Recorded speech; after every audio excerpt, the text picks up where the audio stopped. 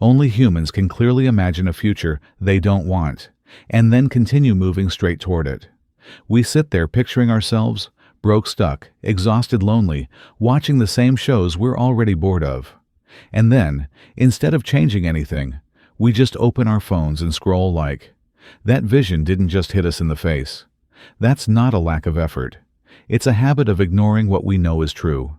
We keep doing it, even though we know it's costing us. This isn't laziness. It's a repeated decision to avoid what matters. We aren't confused. We're choosing not to act. We see exactly what's coming, but we don't interrupt the cycle. And that's how self-sabotage works clearly, seeing the problem and still doing nothing about it. It's familiar, and we repeat it until the version of ourselves we've settled for becomes impossible to live with. That's when the real shift begins.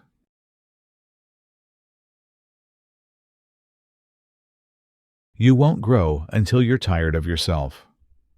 There's a kind of exhaustion that doesn't come from work or lack of sleep. It comes from repeating the same choices, hearing yourself say the same things, and finally realizing you don't even believe your own words anymore. It's when you start to notice the excuses you've used for years aren't convincing, even to you.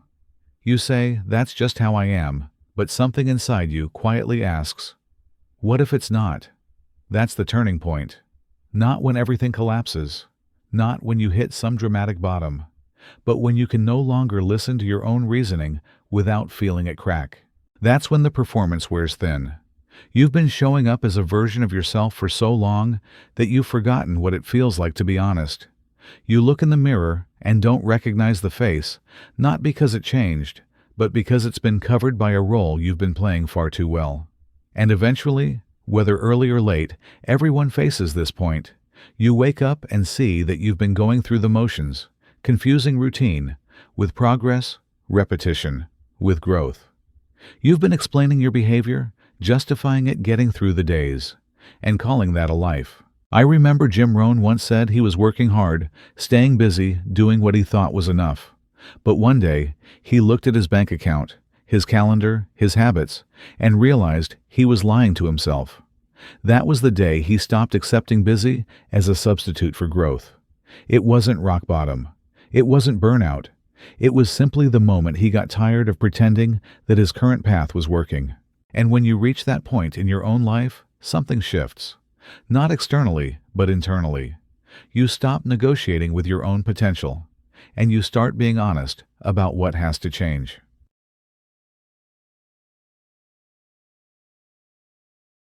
Once you've admitted that the version of yourself you've been performing isn't real, the next question is simple. How long have you been holding that performance together?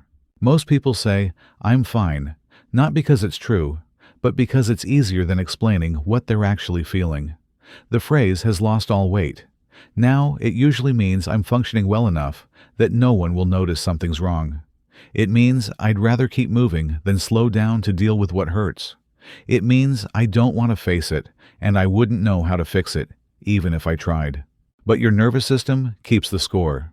It shows up in how often you snap at small things, in how uncomfortable silence feels when you're alone in a room, in how much background noise you rely on just to drown out your own thoughts, in how overloaded your mind feels even when nothing major is happening, and in how your body feels heavier than it should, especially on days when nothing's been asked of it. That's not laziness.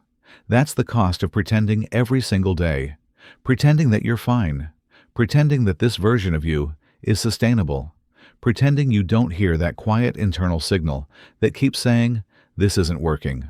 And you know what? It's right. But you won't be able to do anything with that truth until you stop performing and start listening.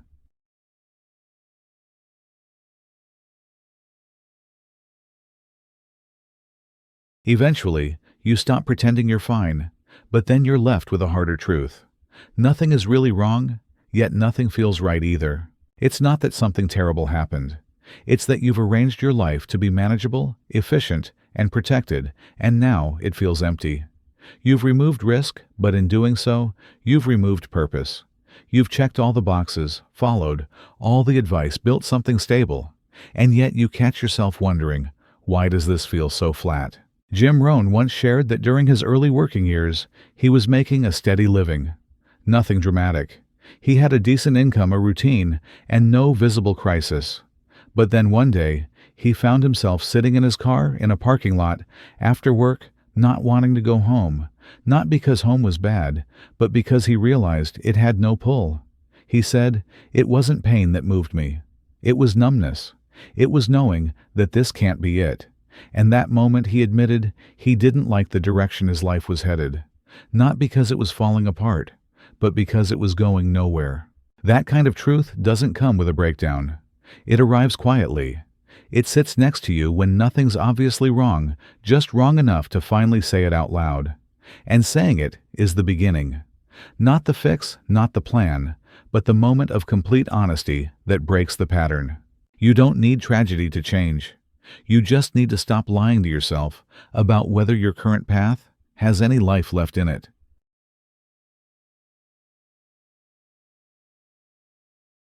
After you admit that the version of your life doesn't feel right, most people think the answer is to work harder.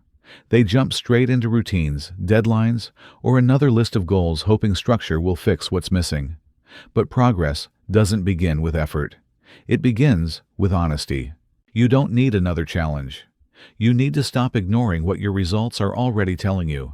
Jim Rohn said, "Discipline is the bridge between goals and accomplishment." But even discipline becomes wasted effort if it's applied to the wrong problem. Before you act, you need clarity. Because working hard at the wrong things is how people stay stuck for years. So what exactly keeps you from growing?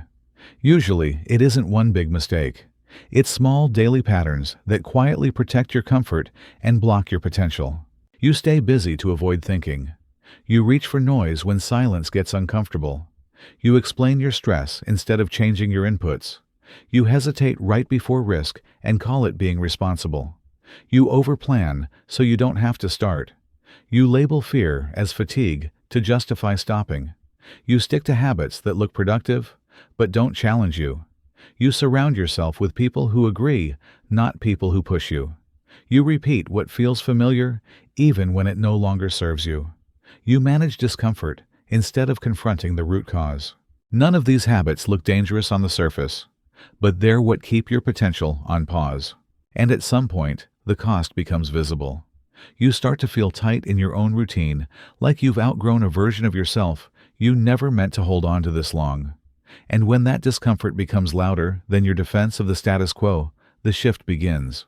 You don't change because it sounds inspiring. You change because you're done making excuses for a life that no longer fits. That's not giving up.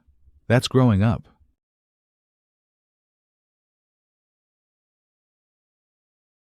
When you reach the point where even your old habits no longer work, your first instinct may be to pull back, to scroll away, to look for something easier to hear. But that moment of resistance isn't the problem. It's the entry point. What you're feeling isn't failure, it's friction. And that's what real transformation sounds like when it knocks. So don't back out. Stay with it. You don't need to reinvent your entire life in a day. You just need to tell the truth and act from it even once. Say no to something that drains your energy. Say yes to something that feels unfamiliar but honest. Turn off the noise for a few hours. Go for a walk without a podcast in your ears. Let silence tell you what you've been avoiding. The answer isn't a grand reinvention. It's movement. Consistent, honest, deliberate movement. Even when you're scared. Even when you don't know where it's going. The point is not certainty, it's commitment. And here's the truth that most people try to avoid. No one is coming to rescue you. No mentor, no system, no perfect moment is going to arrive and do the work for you. But that's not bad news, it's freedom. Because if no one is coming, that means you're allowed to become the person you've been waiting for. You don't have to wait for permission. You don't need external approval. You can build a life your past self never thought possible by doing what your present self has been avoiding. Jim Rohn didn't wait for someone to save him. He became the kind of man who could save himself, not by being dramatic, but by doing the small, clear things every day that pulled him in a better direction. He stopped dragging the old story with him, and you can do the same. If you're ready, don't look back. Breathe. Decide. If this helped you think clearly, share it. Someone else is stuck where you were, and maybe hearing this is the push they've been waiting for.